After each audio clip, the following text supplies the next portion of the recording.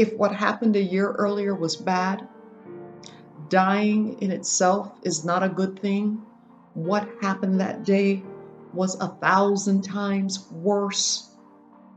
Because as I was speaking to her, I felt myself going down. And I was in my home and the door is locked, the front door is locked. And as I am going down, immediately I felt something blow me completely back several hundred feet. The earrings that were latched in my ears blew out of my ears. It was the most excruciating pain I'd ever felt in my life. And that's when I realized that the defibrillator I had in me had deployed. And I scampered to my feet and I was trying to find the cell phone because the cell phone had now blown out of my hands and I couldn't find my cell phone. And the cell phone had slid underneath the chair that was in the living room portion of my house. When the defibrillator deployed, it blew the cell phone out of my arm and I couldn't reach it. And I tried to stand up to see if I could possibly reach the cell phone, and the defibrillator deployed again and threw me back several hundred feet again. And I scampered back up again and realized I can't get to the cell phone. I need to try and get outside. And as I'm crawling on my hands and my knees, because I am completely weak from this defibrillator deploying, the defibrillator deployed again and again and again. By now, it had deployed about 5 times. And to really describe the pain that comes from a defibrillator deploying is like getting kicked in the chest by a horse. It's like being electrocuted from the inside out. I felt like lightning had just struck me over and over and over again. And the pain is debilitating. It is excruciating. It is the worst pain I've ever felt in my entire life. And the more I tried to get to that front door, because I was trapped inside my house and I knew I was going to die again. And I managed to open up the lock to the front door and I fell down on the ground because I didn't have the strength to push the door open. When I finally pushed the door open, the defibrillator deployed again and it kicked me back into the house. And by now I'm on the ground and I'm crawling and I'm looking around to see if there is anybody walking on the sidewalk that would see me to help me. And there were no pedestrians that day. And I looked around, and as I laid on the ground, the defibrillator deployed again. And I made the daunting decision to try and see if I could crawl my way past my hedges to try to get to open air, and it was no use. I had nothing left in me. So I laid on the floor while the defibrillator deployed 2 more additional times, and I had nothing left to give. And I remember thinking to myself, this is the day I will meet my Maker. This is it. And I tried to call for help, but because I had no strength in me, it only came out as a whisper. And because the hedges to my front door were so high, nobody could see me on the ground.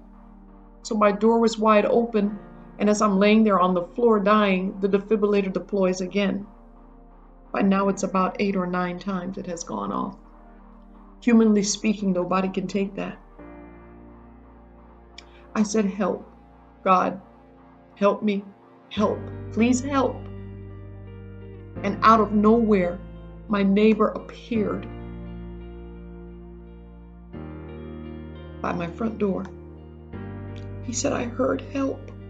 And I saw your front door open, and I know you would never leave your front door open, and I didn't see anybody, so I came by to check in the house to make sure you were okay. And he saw me laying on the floor, and he dragged my lifeless body back into the house.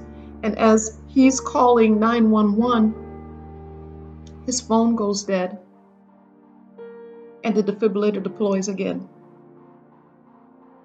So he starts screaming for his wife to come and help. I need help. I need help, come and help. And she runs over and hears his cries for help from across the street in my house. And they pull my body up onto the couch, and as I'm laying there, I told them, don't get close, because if you get close, you're going to get shocked. And as they're holding me, the defibrillator deploys again. So they use his wife's phone to call 911, give the address, and 911 comes. And I'm pulled into the ambulance.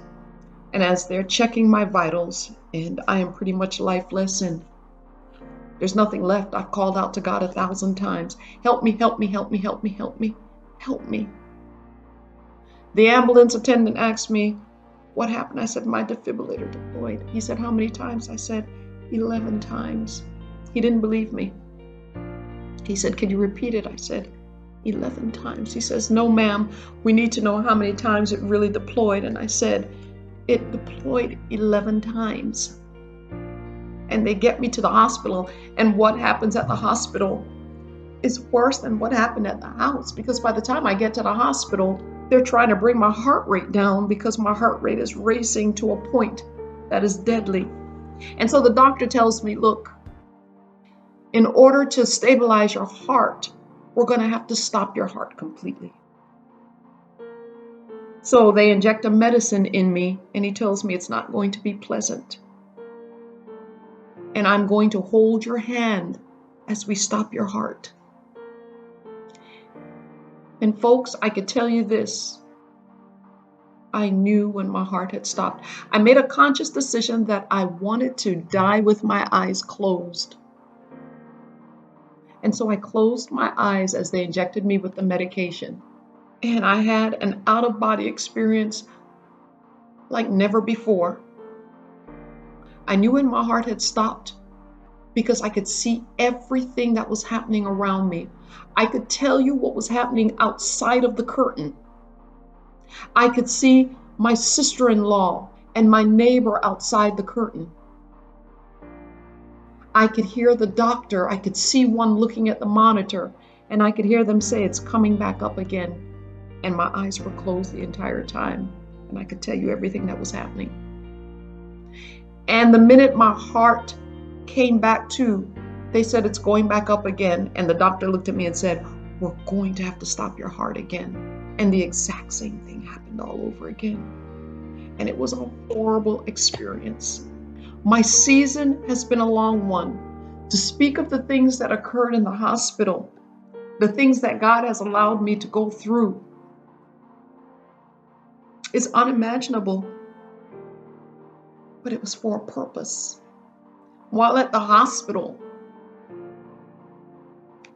my defibrillator deploys an additional 3 more times. I can honestly say I've died 15 times, and the Lord keeps bringing me back to life and bringing me back to life and bringing me back to life and bringing me back to life, because He has a purpose for me. And I'm only touching the surface of my story because I was diagnosed with something that is so rare that only 5% of the people in the world have it. One doctor says, I believe this is what she has. Another one says, I don't believe that's what she has. And it's called cardiac sarcoidosis. Sarcoidosis is not rare, but having it of the heart is extremely rare. It's inflammation of the heart. And then begins my journey to the Mayo Clinic. And that's a whole nother ball game. And while all of this was going on, I was under a complete spiritual attack. It was a warfare that was taking place because I ended up with frozen shoulder. I ended up catching E. coli. They thought I had cancer of the liver. And so I had major surgery, and a portion of my liver has been removed, and they took out my gallbladder. I came down with osteoarthritis. I had hand surgery. Everything was happening one right after the other, right after the other, right after the other. I came down with a severe colon infection and ended up having 3 colonoscopies in the matter of 4 months. And I'm only touching the surface. What has happened to me over the last 2 years, 3 years has been unimaginable. Words that I could not begin to even express. I could tell you this. I could tell you that PTSD is real. When I came home, standing in the kitchen where I was cooking, brought back images of the defibrillator deploying. Every time I walked through my living room, I could still picture myself going down. When I walk up the walkway, I saw where I was laying there on the ground waiting to die when my neighbor heard a cry for help that only God could have sent him over because I was too weak to cry help.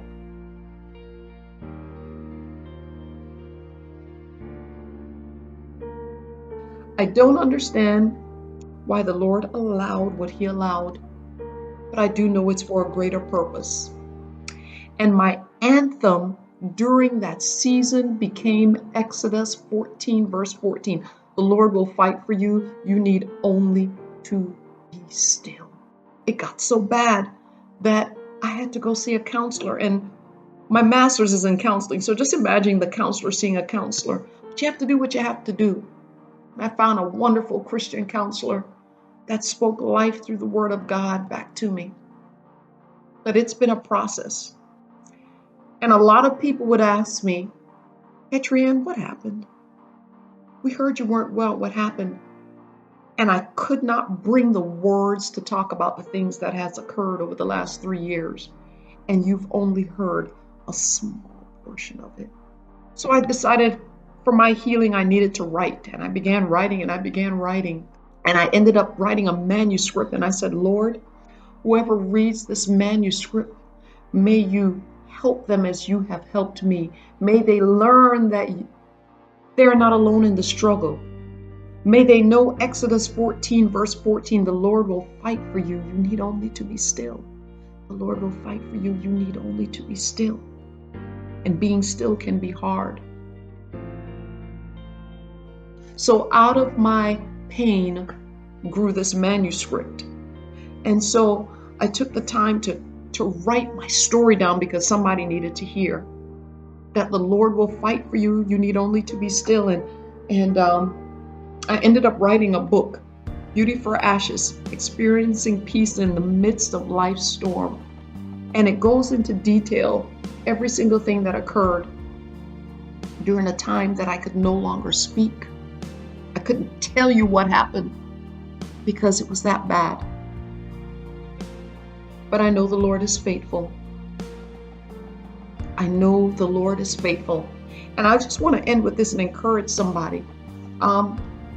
It opens up with Habakkuk 2, verses 2 and 3. And the Lord said to me, and this is the Living Bible translation, write my answer on a billboard large and clear so that anyone can read it at a glance and rush to tell others. But these things I plan won't happen right away. Slowly, steadily, surely, the time approaches when the vision will be fulfilled.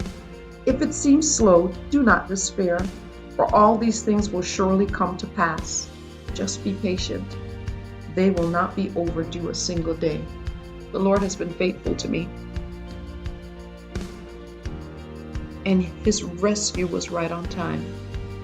And so to anybody hearing this testimony, you need to know that He has not forgotten you in your struggle. And He has a plan for you. And He will fight for you. You only need to be still. So reach out. Prayer changes things. Those prayer warriors that you have, when your hands are too weak to lift, let them lift their hands on your behalf and watch God show up and watch God work. This is my testimony.